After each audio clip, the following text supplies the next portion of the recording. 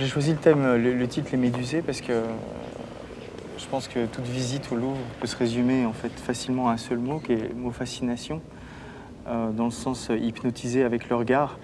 Et en tout cas, le fait que tout se passe par le regard et cette relation entre le regard et la pierre, pour moi me ramenait complètement au mythe de la Méduse qui était ce personnage archaïque qui transformait de pierre toute personne dont elle croisait le regard.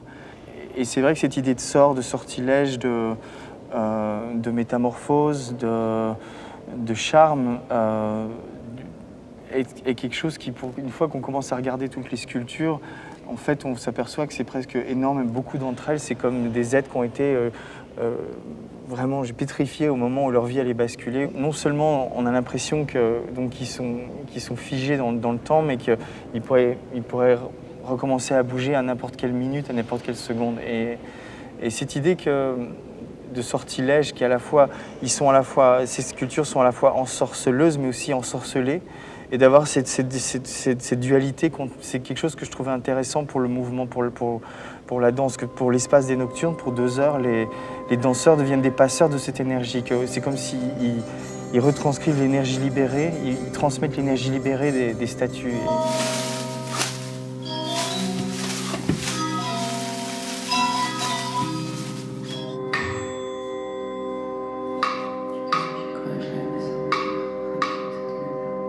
J'avais aussi ce vrai intérêt de sortir des théâtres et d'avoir plus ce rapport direct entre les spectateurs et un autre rapport entre les spectateurs et les danseurs.